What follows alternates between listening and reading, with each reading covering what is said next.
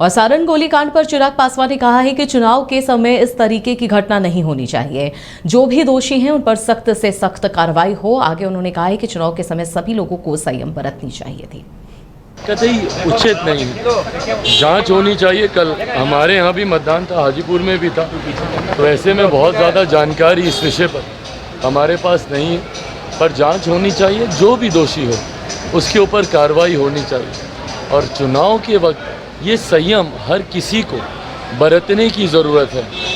अतो उत्साहित होकर हार जीत को लेकर इस तरीके से एक दूसरे के साथ ही झड़प कर लेना, और वो भी ऐसी झड़प की नौबत इस हद तक आ जाए कि कोई अपनी जान गंवा दे, ये कतई उचित नहीं। लेकिन रोहिणी आचार्य कह रही है कि भाजपा का गुंडा जो था बैठा हुआ था और वही ये सब किया है, बूथ कैप्चर किया जा रहा था। देखिए, जो भी दोषी हो उस पर कार्रवाई होनी चाहिए, पर ये समय इस तरीके के आरोप प्रत्यारोप लगाने का नहीं है।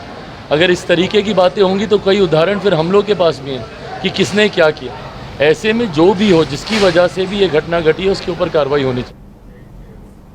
और सारण में चुनाव के बाद गोलीबारी की घटना पर बिहार के नेता प्रतिपक्ष तेजस्वी यादव ने कहा है कि हमारी प्रशासन से बातचीत हुई है। उन्होंने कहा है कि 2 लोगों को गिरफ्तार किया गया है, बाकी जो लोग उसमें शामिल हैं उनकी गिरफ्तारी आज शाम तक कर ली जाएगी। उन्होंने मांग की कि पूरे मामले में सख्त से सख्त कार्रवाई की जाए। हार के हताशा में कुछ लोग इस तरह की घटना को अंजाम दे रहे हैं। ये चुनाव के बाद की ये घटना है और प्रशासन के लोगों से हमारी बात हुई है। प्रशासन के लोगों ने आश्वस्त किया है कि 2 व्यक्ति को तो गिरफ्तार किया गया है, 2 और जो फरार व्यक्ति हैं उनको तुरंत जो है आज शाम तक, जैसा हमको बोला गया, कि गिरफ्तार करेगी। और हम भी प्रशासन से चाहते हैं कि जल्द से जल्द वैसे लोगों को गिरफ्तार किया जाए। साथ ही साथ चुनाव में हिंसा की कोई जगह नहीं होनी चाहिए। हार के बौखलाहट में कुछ लोग हैं जो इस तरह की घटना को अंजाम दिया है, लेकिन प्रशासन पर भरोसा है कि जल्दी ही जो है अपराधियों की गिरफ्तारी हो और सख्त से सख्त जो है कार्रवाई की जाए। 3 लोगों को गोली लगी है, एक ऑन स्पॉट डेथ की, एक सदर अस्पताल में मृत्यु हुई है और एक को कमर के आसपास गोली जो है वो लगी।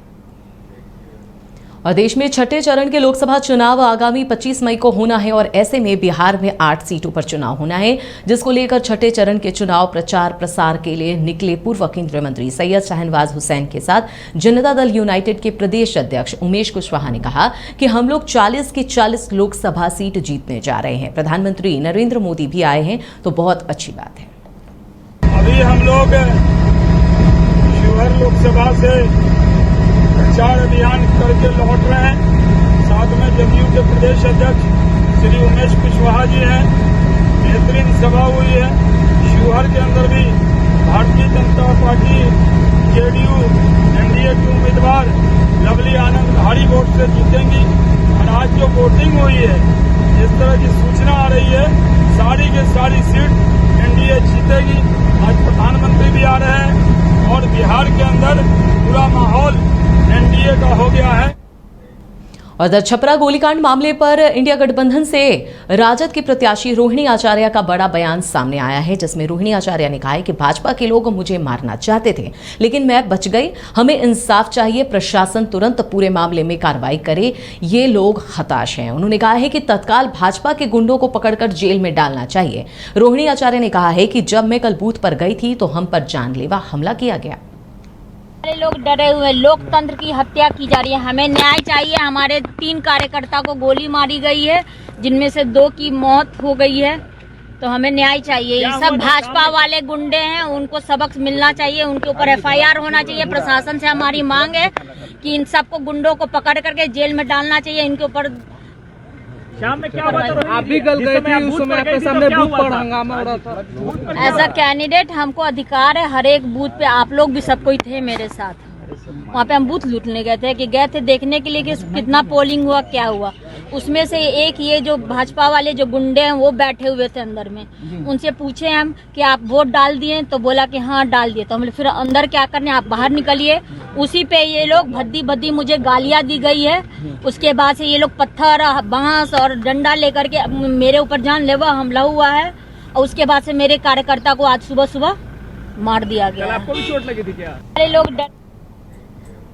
नेता प्रतिपक्ष तेजस्वी यादव ने बयान देते हुए कहा था कि अगर बिहार में बीजेपी 2025 तक रोजगार या फिर नौकरी का रोड मैप बना लेगी तो हम राजनीति से इस्तीफा दे देंगे, जिस पर उप मुख्यमंत्री सम्राट चौधरी ने कहा एकदम पक्का है, 2025 तक विज्ञापन तैयार हो जाएगा और हम विज्ञापन तेजस्वी यादव के घर पर भिजवा देंगे।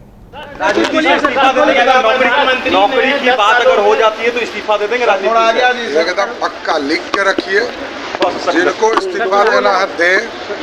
2025 के पहले पूरे सिस्टम और विज्ञापन बनाकर उनके घर पर भी भिजवा दें।